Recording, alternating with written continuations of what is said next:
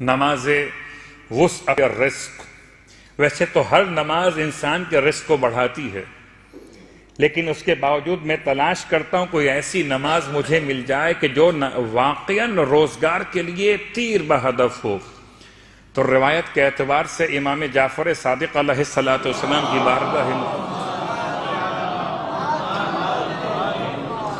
یہ 2 رکعت نماز ہے۔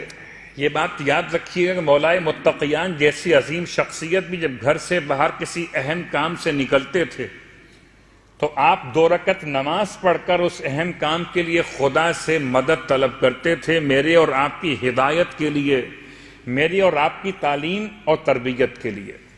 اور قرآن مجید بھی مجھ سے بھی کہتا ہے اور آپ سے بھی کہتا ہے وَاسْتَعِینُوا بِالصَّبْرِ وَالصَّلَاةِ، اپنے کاموں میں مدد طلب کرو، نماز سے بھی اور روزے سے بھی۔ 2 رکعت نماز وسعت الرزق کے لیے۔ یہ نماز کیسے پڑھی جائے؟ کہ بالکل 2 رکعتوں کی نیت یہ ہوگی، نماز پڑھتا ہوں 2 رکعت برائے وسعت الرزق قربتاً الی اللہ۔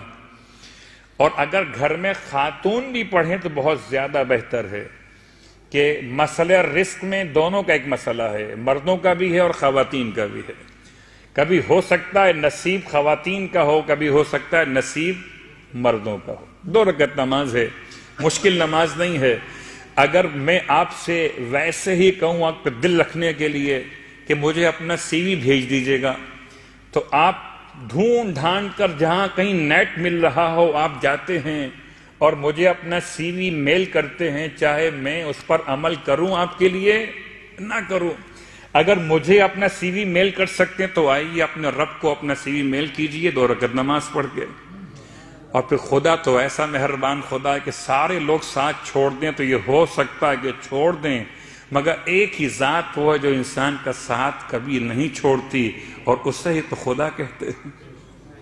2 رکعت نماز نیت واضح ہو گئی قربتاً الی اللہ۔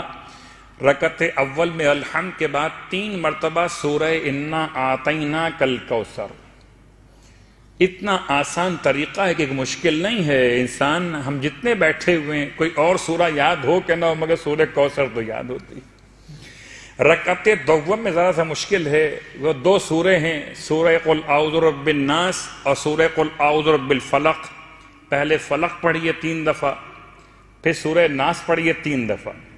رکعت دوم میں الحمد کے بعد سورہ فلق، سورہ ناس 3 دفعہ، پھر قنوت و رکوع و سجود اور تشہد و سلام عام نماز فجر کی طرح مکمل کر لیجئے۔